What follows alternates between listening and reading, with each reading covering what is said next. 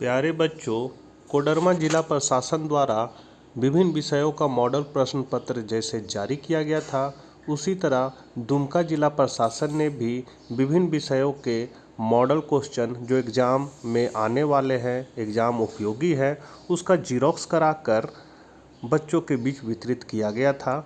उसी से मैं आप लोगों को यह वीडियो बता रहा हूं। तो हम लोग अर्थशास्त्र में कुछ महत्वपूर्ण परीक्षा उपयोगी प्रश्नों को देख लेते हैं। चैनल पर पहली बार है तो जरूर सब्सक्राइब कर ले और अर्थशास्त्र के बच्चों तक यह वीडियो जरूर शेयर करें। ये इकोनॉमिक्स जो है वो आर्ट्स, साइंस, कॉमर्स तीनों के लिए सेम रहेगा। तो चलिए हम लोग आज कुछ नया सीखते हैं। पहला क्वेश्चन है, अर्थशास्त्र के जनक कौन थे? तो अर्थशास्त्र के जो जनक है वो है आपका एडम स्मिथ। तो यहाँ पर आपका है क्या हो जाएगा, पहला का पहला। दूसरा जो क्वेश्चन है आपका, अवसर लागत का वैकल्पिक नाम है। तो अवसर लागत का वैकल्पिक नाम है आर्थिक लागत। तीसरा क्वेश्चन है आपका, बाजार मूल्य को परिभाषित किया जाता है। तो बाजार मूल्य को परिभाषित किया जाता है किससे? तो अल्पकालीन बाजार के रूप में। फर्म के संतुलन की प्रथम शर्त है। तो फर्म के संतुलन की दो शर्त होती है। पहला होता है MR बराबर MC और दूसरा शर्त होता है कि MC की रेखा MR रेखा को नीचे से ऊपर जाते हुए काटे, ऊपर से नीचे जाते हुए काटे। तो ये दो शर्त है। तो यहाँ पहला शर्त पूछ रहा है, तो यहाँ MR बराबर MC हो जाएगा या फिर MC बराबर MR भी लिख सकते हैं। तो पहला ऑप्शन जो है वो सही है। श्रम की 2 इकाई लगाने पर कुल उत्पादन 22 है और 1 इकाई लगाने पर 10, तो सीमांत उत्पाद होगा। तो सीमांत उत्पाद मतलब होता है अतिरिक्त इकाई। दूसरा इकाई में कितना हो रहा है 22 और पहला इकाई में 10 हो रहा है। तो 22 में 10 को घटा दीजिए तो कितना आ जाएगा आपका 12। तो यहाँ पर बी जो ऑप्शन है 12 वो सही है। द्वितीय क्षेत्र में निम्नलिखित में कौन सी सेवाएं सम्मिलित है? तो द्वितीय क्षेत्र में हमेशा निर्माण से संबंधित कार्य होते हैं। तो यहाँ पर बी ऑप्शन आपका सही है। General theory of employment, interest and money नामक पुस्तक के लेखक कौन है? तो इसके लेखक है आपका JM केन्स। 1936 में अपना किताब ये लिखे थे। APC प्लस APS बराबर वाट? तो APC प्लस APS बराबर 1 होता है। सरकार के कर राजस्व के अंतर्गत निम्नलिखित में कौन शामिल है? तो यहाँ पर आपका आयकर, निगम कर और सीमा शुल्क सभी शामिल है, इसलिए इसका डी ऑप्शन है उपयुक्त सभी। भारत में 1 रुपया का नोट कौन जारी करता है? तो भारत में 1 रुपया का नोट जो है भारत सरकार का वित्त मंत्रालय जारी करता है। तो 10वां का बी हो जाएगा। एक बजट रेखा अपनी दाहिनी ओर विवर्तित होगी जब? तो दाहिनी ओर विवर्तित होगी। तो ये है आपका बजट रेखा और ये कहाँ हो रहा है? दाहिनी ओर विवर्तित हो रहा है। तो इससे क्या होगा? एक्स वस्तु की कीमत में कमी होगी, एक्स वस्तु की कीमत में वृद्धि होगी। यहाँ पर आपका हो जाएगा दाहिनी ओर जब भी कोई भी वक्र विवर्तित करता है तो उसमें वृद्धि होता है, बाईं ओर विवर्तित करने पर कमी होता है, इसलिए इसका 11 का बी हो जाएगा। उदासीन वक्र विश्लेषण में एक उपभोक्ता संतुलन की शर्त क्या है? तो उपभोक्ता उदासीन वक्र का इस तरह ग्राफ रहता है और ये है आपका उदासीन वक्र और ये है प्राइस रेट, जहाँ पर दोनों स्पर्श कर रहा है। तो पहला क्या है? उदासीन वक्र बजट रेखा को स्पर्श कर रहा है, तो यहाँ स्पर्श कर रहा है। उदासीन वक्र और बजट रेखा की ढाल समान हो, तो ढाल कहाँ यहाँ पर बराबर हो जा रहा है। फिर MRS बराबर PX बट्टा PY, यहाँ पर MRS बट्टा PX बट्टा PY भी हो रहा है। तो ये सभी प्रक्रियाएँ हो रही है, इसलिए इसका जो डी ऑप्शन है इनमें से सभी ये करेक्ट है। यदि उपभोक्ता की आय में वृद्धि से वस्तु X की मांग कम हो जाता है तो वस्तु X होगी। तो यदि उपभोक्ता की आय में वृद्धि से X वस्तु की मांग कम हो जाती तो वस्तु X क्या होगी? तो ये होगी घटिया वस्तु। तो यहाँ पर हो जाएगा डी। फिर है निम्न रेखा चित्र में मांग रेखा AB के बिंदु G पर मांग की लोच क्या होगी? तो यहाँ G बिंदु पर पूछ रहा है, तो इसको हम लोग एक बार समझ लेते हैं। मान लीजिए ये रेखा है, इसका बीचों बीच में मांग की लोच इकाई के बराबर होती है। नीचे की ओर अगर हम लोग आते हैं तो नीचे जाने के में क्या होता है? मान घटता है। तो यहाँ से यहाँ का बीचों बीच में मांग की लोच इकाई से कम होती है और घटते घटते आसपास क्या हो जाएगी? मांग की लोच 0 हो जाएगी। उसी तरह यदि ऊपर की ओर बढ़ेंगे तो मान बढ़ेगा। तो यहाँ बीचों बीच में मांग की लोच इकाई से अधिक होती है और बढ़ने की कोई सीमा नहीं, तो इस अक्ष पर मांग की लोच इन्फिनिटिव हो जाती है। तो यहाँ पर जी है, तो जी कहाँ है, बीचों बीच से नीचे है थोड़ा सा, तो यहाँ ये ला स्थिति बन रहा है और ये क्या हुआ, एक से क्या है, कम है, तो मांग की लोच इकाई से क्या होगी, कम होगी। तो आपका सी ऑप्शन सही है, एक से कम। फिर है निम्नलिखित में से दो वस्तुओं का कौन सा संयोग पूरक वस्तु का एक संयोग है। तो पूरक वस्तु का आपका संयोग कौन है, तो लागत फलन। किसी वस्तु की उत्पादन मात्रा और उत्पत्ति के साधनों के भौतिक संबंध को कहा जाता है, तो उसको हम लोग कहते हैं उत्पादन फलन। औसत उत्पाद और सीमांत उत्पाद दोनों बराबर होते हैं जब क्या होता है, तो सीमांत अधिकतम होता है, सीमांत उत्पाद शून्य होता है, सीमांत उत्पाद ऋणात्मक होता है, औसत उत्पाद अधिकतम होता है। तो यहाँ पर क्या हो जाएगा, औसत उत्पाद और सीमांत उत्पाद दोनों बराबर कहाँ होते हैं, तो डी ऑप्शन हो जाएगा आपका। औसत उत्पाद क्या होता है, अधिकतम होता है, तो उसको काटते हुए क्या होता है, नीचे की ओर ऐसे आता है सीमांत उत्पाद। मतलब ये है आपका औसत उत्पाद, तो यहाँ मान लिया अधिकतम है, तो सीमांत उत्पाद ऐसे करके इसको यहाँ पर काटते हुए नीचे की ओर आता है। उसके बाद यदि कुल लागत TC उत्पादन की मात्रा Q, तो सीमांत लागत का सूत्र, तो सीमांत लागत है, सीमांत लागत क्या कहते हैं, अतिरिक्त इकाई को कहा जाता है। इसका मतलब हो जाएगा डेल्टा TC बटा डेल्टा Q। तो यहाँ पर कहाँ है, बी ऑप्शन आपका सही है, 18 का बी हो जाएगा। पैमाने का प्रतिफल का संबंध किस काल से है, तो पैमाने का प्रतिफल दीर्घकालीन उत्पादन फलन को बताता है, इसलिए इसका बी हो जाएगा।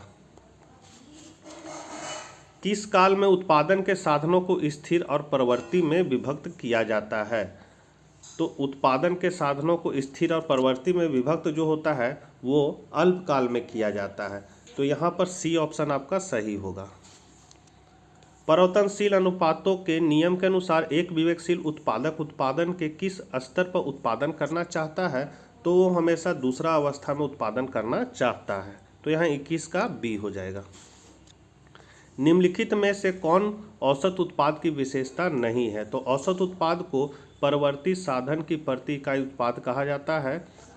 परवर्ती साधन की इकाई को बढ़ाने से औसत उत्पाद बढ़ता है और अधिकतम होने पर घटने लगता है।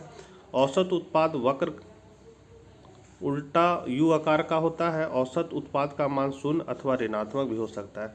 तो यहाँ पर आपका ए ऑप्शन जो होगा वो सही है। औसत उत्पाद को परवर्ती साधन की प्रति इकाई उत्पाद कहा जाता है। जब सीमांत उत्पाद औसत उत्पाद से कम होता है तब औसत उत्पाद में क्या होता है, तो औसत उत्पाद में वृद्धि होती है जब सीमांत उत्पाद औसत उत्पाद से कम होता है। मतलब ये है आपका औसत उत्पाद और ये है आपका सीमांत। तो औसत उत्पाद से जब सीमांत उत्पाद कम होता है तो यहाँ पर क्या हो जाएगा, उसके बाद इसमें कमी होने लगती है। तो यहाँ पर आपका जो डी ऑप्शन हो जाएगा वो सही है। यदि उत्पत्ति के सभी साधनों को दुगुना करने पर उत्पादन में 3 गुना की वृद्धि होती है तो इसे कहा जाता है, तो इसको हम लोग कहते हैं पैमाने का वृद्धिमान प्रतिफल।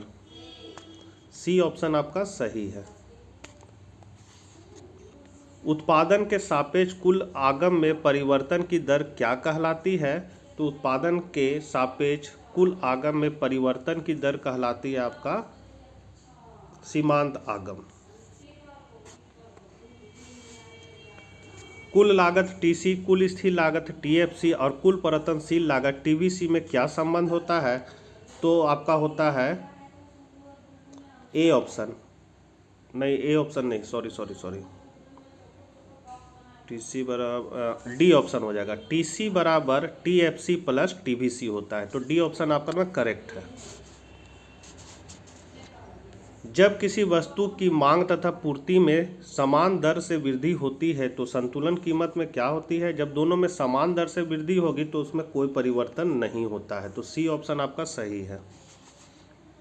किसी वस्तु की मांग D तथा पूर्ति S है तो मांग अधिक की स्थिति को दर्शाया जा सकता है। मांग D एवं पूर्ति S है तो मांग अधिक की स्थिति दर्शाया जा सकता है। तो यहाँ हो जाएगा D greater than S। A option आपका सही है। 29 है किसी वस्तु की मांग की तुलना में पूर्ति में अधिक वृद्धि होने से साम्य मात्रा में, तो किसी वस्तु की मांग की तुलना में पूर्ति में अधिक वृद्धि होने से साम मात्रा में क्या हो जाएगी, तो यहाँ पर आपका साम मात्रा हो जाएगा, पूर्ति ज़्यादा है तो कमी हो जाएगी, क्योंकि वस्तु की मांग की तुलना में पूर्ति अधिक है, तो पूर्ति जब अधिक होगा तो आदमी उसको कम खरीदेगा, मतलब वो बिकिए नहीं रहा है, इसलिए पूर्ति ज़्यादा है, तो यहाँ ए ऑप्शन सही है। किसी वस्तु की कीमत में 5% की वृद्धि करने से उसकी पूर्ति की मात्रा में 4% की वृद्धि हो जाती है, तो पूर्ति की कीमत लोच का मान क्या होगा।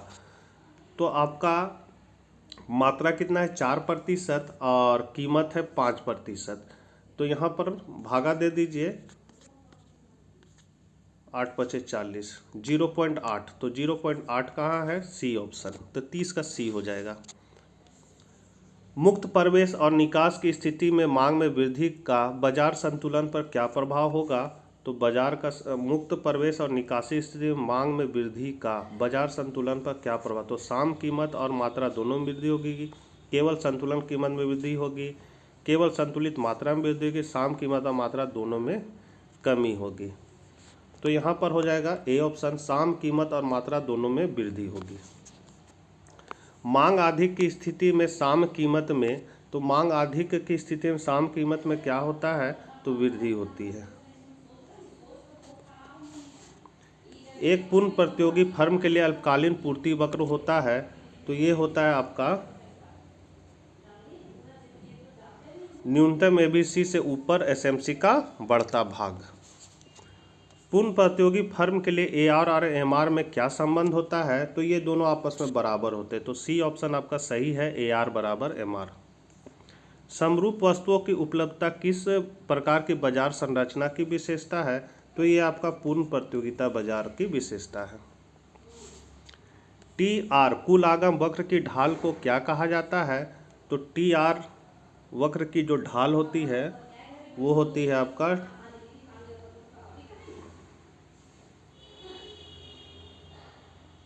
की ढाल को कहा जाता है, तो इसको हम लोग शायद थोड़ा सा इसमें कन्फ्यूजन हो रहा है। टी आर की ढाल आपका ए आर होना चाहिए सही आंसर, इसमें थोड़ा कन्फ्यूजन है, इसको आप लोग देख लीजिएगा। किस प्रकार की बाजार संरचना में कीमत सीमांत लागत से अधिक होती है, कीमत जो है सीमांत लागत से अधिक होती है, तो वो होता है पूर्ण प्रतियोगिता में। जब सीमांत आगम का मान शून्य होती है तब वस्तु की मांग की कीमत लोच का मान होता है, तो ये होता है 1।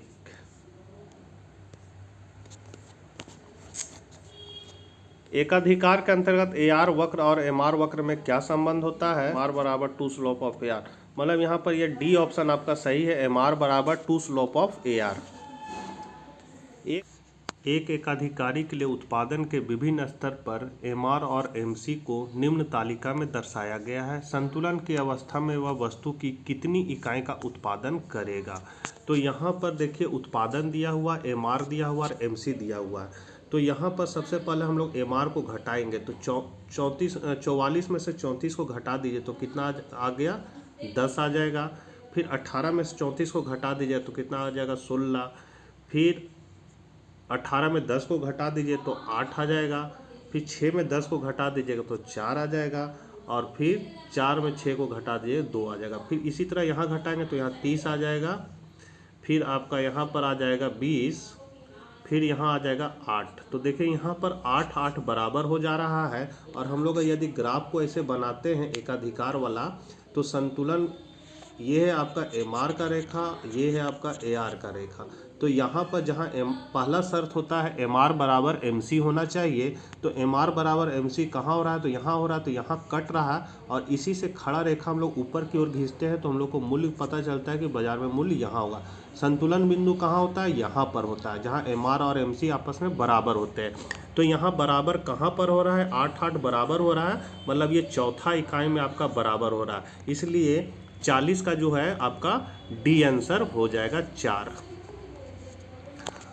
तो मिलते हैं नेक्स्ट वीडियो के साथ। वीडियो को शेयर जरूर कीजिएगा और बढ़िया से अच्छा से पढ़िए और अच्छे नंबरों से पास कीजिए, यही शुभकामना है। Bye bye.